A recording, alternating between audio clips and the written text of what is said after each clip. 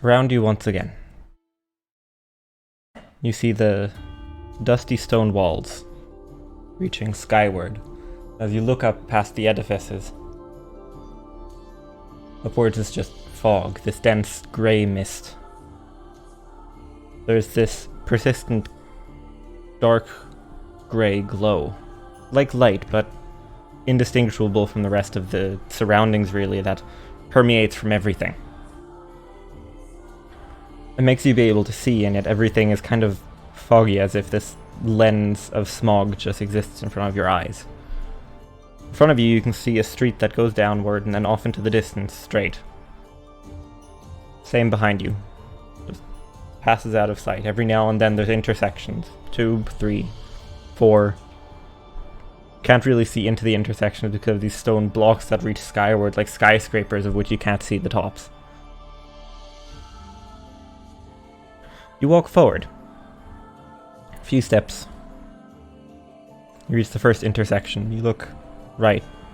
You look left. There's darkness spanning into both directions. You almost get a bit of a sense of vertigo and a feeling of loss that if you were to turn around your axis once or twice, you wouldn't remember which side you came from. You gather your bearings. Don't let the feeling get to you, and you continue walking straight.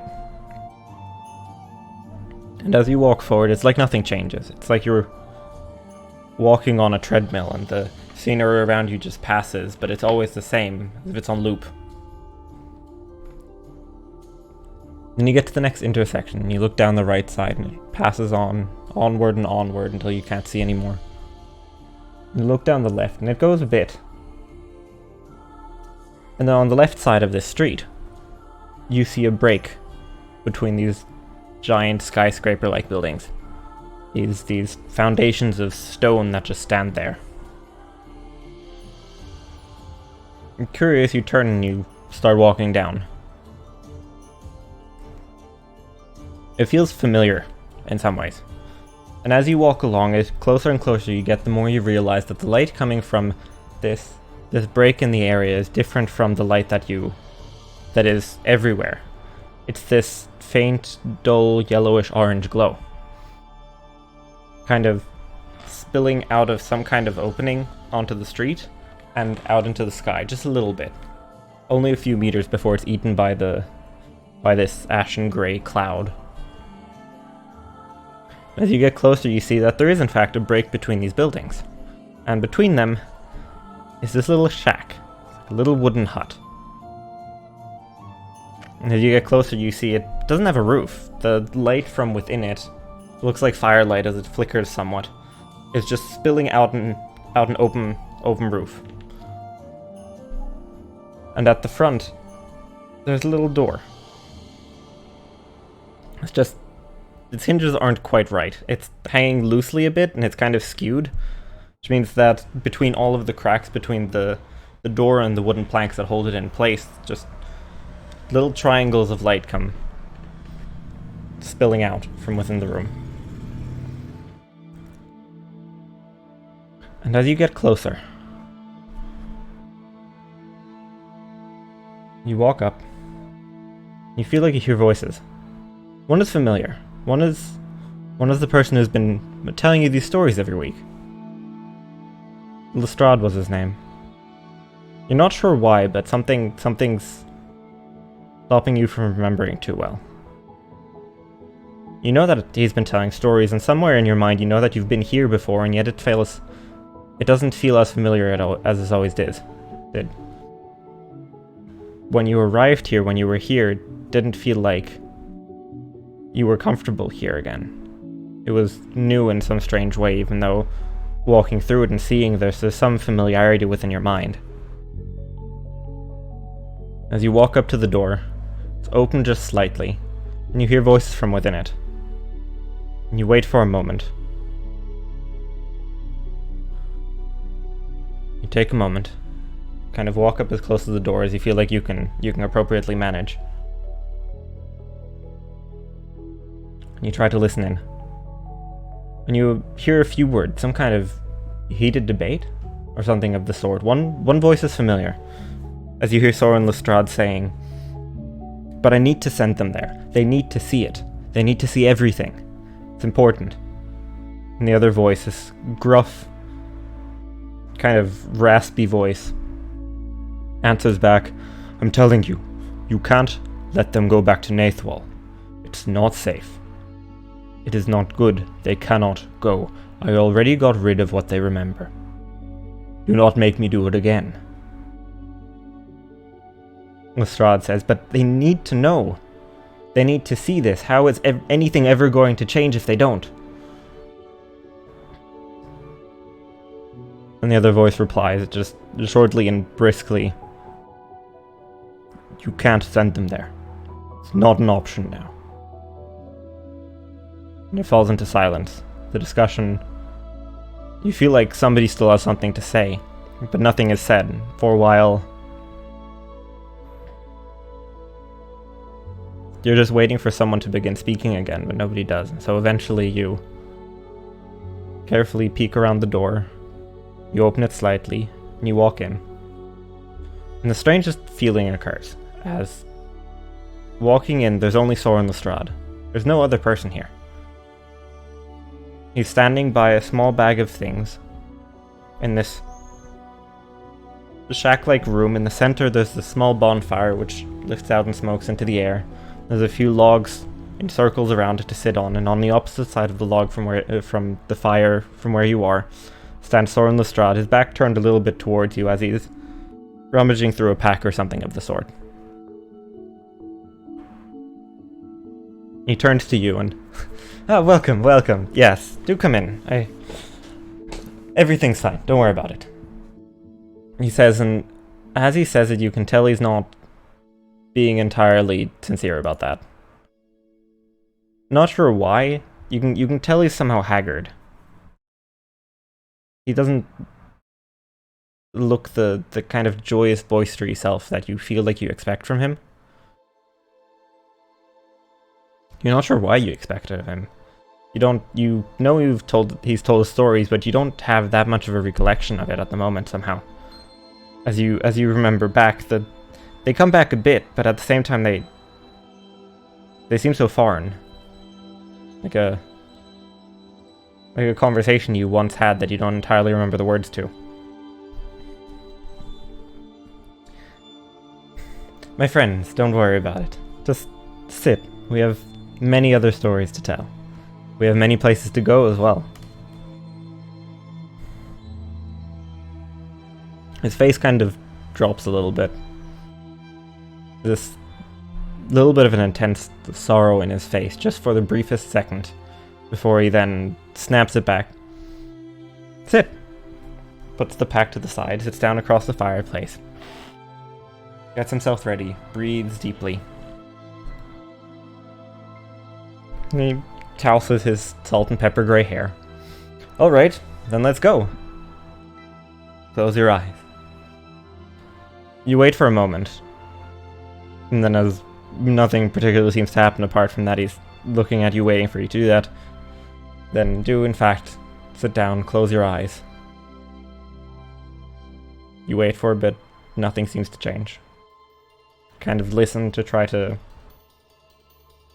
notice something different, but everything seems to have stayed the same as far as you can tell, and so you open them again. As you open them, you're not sitting, you're standing.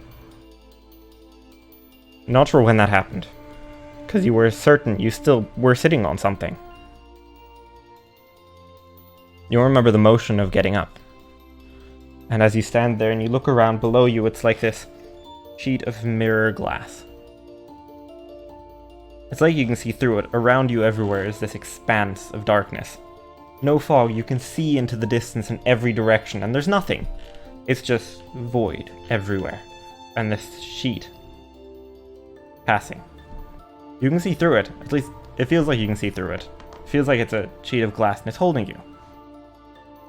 But then, looking through it, you see something. A light. And you look up, and you realize that you're standing on a mirror, not on glass, necessarily. As, looking up, you see it's actually a reflection of something that's beside you, as you see a hanging bottle with several lights in it. And looking within it, it has this small diorama of a world. Looking around, there's many, many more, and the one that you look at has this desert, it looks like. But within the desert, it looks like there's these spires made of some glass or mirrored crystalline structure, reaching out from within it. You move away from the bottle a bit and you look around, and there's many, many more, dozens, 50, 100, hundreds, as bottles are everywhere, hanging from what feels like invisible strings, just lifted, floating in the air. Some of them massive, some of them smaller, as a little bit to the side there's one bottle that has a number of little lights coming from within it. There's 4 very densely clustered in one place. There's one off to the side, a little bit of a yellowish one. Another one, this deep, or this vibrant light blue.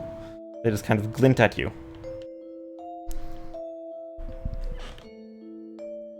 Looking within it, the Strahd shows up beside you.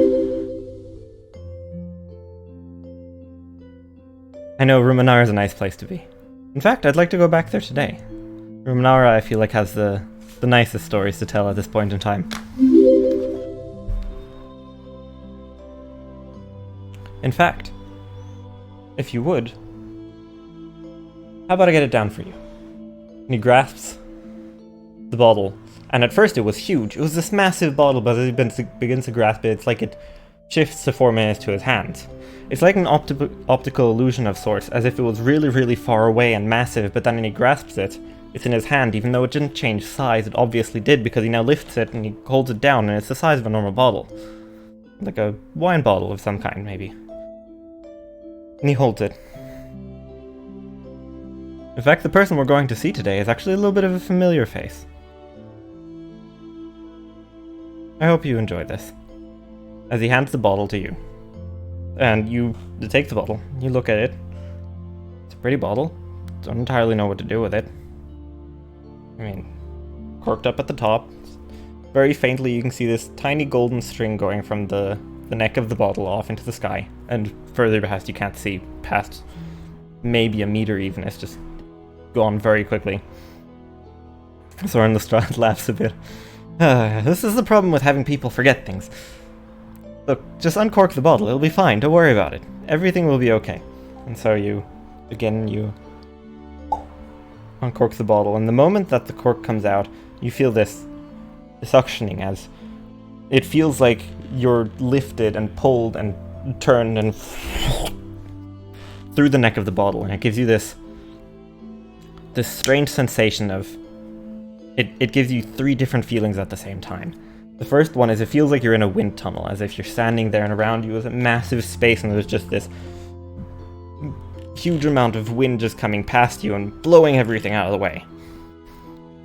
But at the same time, it feels like you're being pulled through like a rubber or plastic tube, like a tiny thing you're being... And the third feeling is one that you kind of see, as being pulled through past the lip of the bottle and down through the neck. You look outward and through the glass, and you still see yourself standing there, holding the bottle. And for a moment it's the feeling of seeing yourself from both directions. You see yourself being pulled into the bottle and standing outside it holding it. And this feeling continues for a bit, as you feel yourself shrinking into the bottle until you can't see outside the bottle anymore, as a bunch of fog clouds begin around you. Perfect memory is relative, we'll see. And falling then, you fall through the clouds a bit, and around you there's no more glass bottle. As below you, you see a world. The world of Ruminara. That much is still there. And there's the Channel, and there's the 2 continents, and there was Felwyn, and there was Ambra. You haven't been to the other places yet, but the forms are familiar. Looking to the side, you see Soren Lestrade, although a little bit of a... not entirely himself. It's like he's just a tiny bit see-through. And around you there's this beautiful verdant blue sky.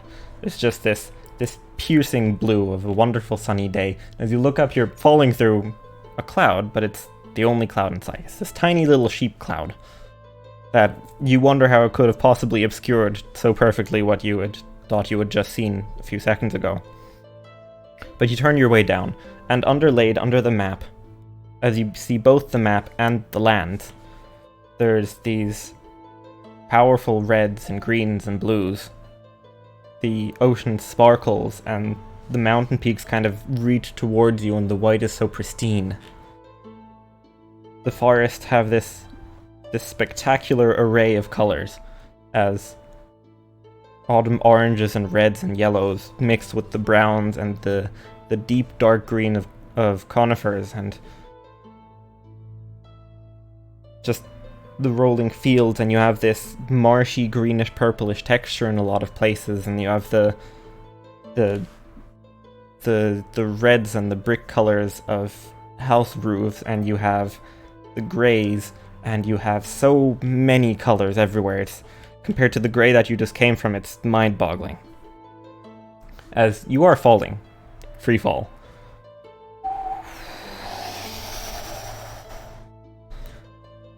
Lestrade looks over and says, "So, we're going down this way a bit. We've been in this direction, but we're going someplace new, for a bit. We're going to visit an old friend, although I suppose at this point when I'm telling this story, they're not that old yet. I do appreciate them, though. As you fall further and further, and you're falling towards this central portion, this Ambra area, as it becomes closer and closer, and highlighted over a few of the places you can see names. There's Solswyn, that sounds familiar. There's Leandar, that sounds familiar too. Lorehaven and Torloch are new to you. Some of the names don't mean much of anything. Kilnspire, Fallowleaf Forest, Deathmoon Pass? They're not clear to you. And as you're falling, it feels like you're falling towards Solswyn. And then it falls past it somewhat. As you're not going to Solswyn, you're going to Deathmoon Pass. As it goes closer and closer, and around you, it's these cliff shorelines. These beautiful white stone cliffs. And between them, every now and then, there's just these places that go down onto small stretches of sandbanks, of beaches, between these jutting cliffs going up. And all of these sandbanks are just very, very cozily held in these small bays, in some ways sheltered by the amount of by the tides going through Deathmoon Pass.